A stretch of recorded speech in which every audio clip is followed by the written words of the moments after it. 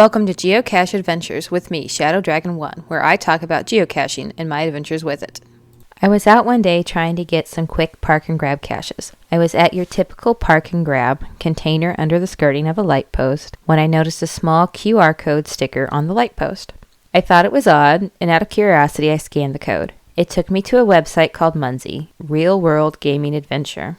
I decided to look at it more later and moved on to my next cache location. My next cache location was another park and grab, and once again I saw another QR code that took me to the same website. This time I took a closer look. The game description read, Munzee is the next generation in global scavenger hunt games. Simply download the free app, scan the Munzees you find, and score points. No Munzees in your area? You can grow the map by simply obtaining game pieces from the Munzee store or printing out and deploying your own. Collect points when you place your Munzees on the map or when they are captured by other players. Your points accumulate and you gain levels. It's just that easy. Munzee has something for everyone, whether you're a casual player, an avid explorer, or a hardcore competition enthusiast. The intensity of play is up to you. With over 1 million deployed worldwide, there is bound to be a Munzee hiding nearby. Munzees was started in 2011.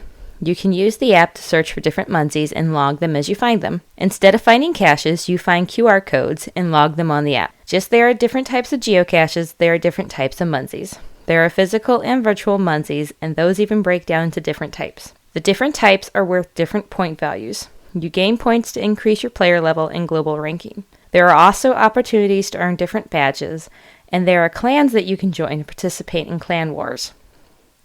There is a free version and a subscription version, and you can even place your own Munzees that you purchase through the online store at munzee.com.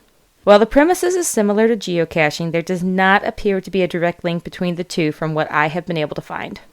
There will be a link to the Munzee website as well as a link to the Munzee Wikipedia entry in the show notes. While I was out caching, I decided to download the app and check out the free version. There were 5 QR codes in the area around the cache I was at, so I went around and logged them. One of the 5 QR codes was too faded and I wasn't able to get it to capture, but the other 4 captured without issue. I tried the app at a few locations. One thing I noticed with the virtual Munzees is that you only have to be within 300 feet of the posted location to be able to capture it. So if there are a lot of virtual Munzees around, you can capture quite a few without walking anywhere. Since I started playing Munzee, I have started to notice there are QR codes on lots of parking lot light posts.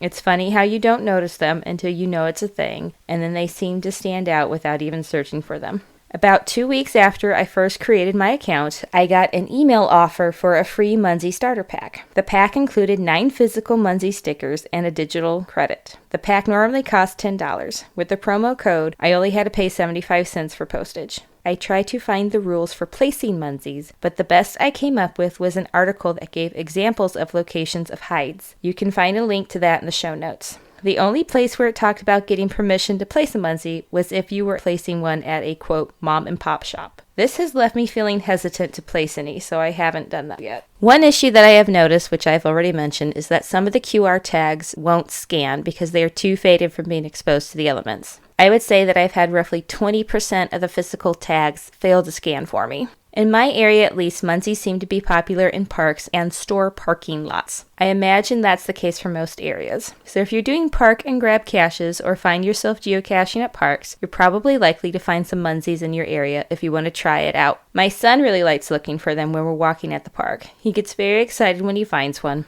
I still prefer geocaching over Munzee. I get more enjoyment out of searching the woods for caches or trying to be stealthy around high muggle area park and grab, but I probably will still scan the QR codes when my son finds them or if I see one at a park and grab cache. Warning, this part of the show contains spoilers for the cache that is about to be discussed.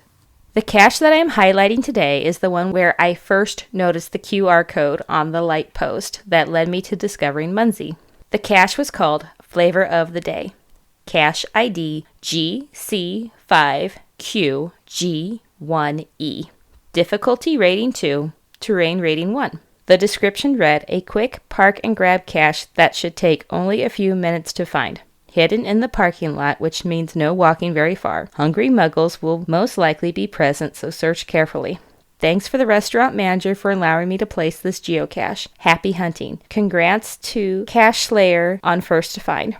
You're looking for a small black container in the parking lot. It's an easy park and grab which will make it a quick find as long as everyone respects the property and puts the container back where they found it. Also, be sure to avoid hungry muggles. Thanks and happy hunting. Also, a big thanks to the restaurant for letting me hide the cash.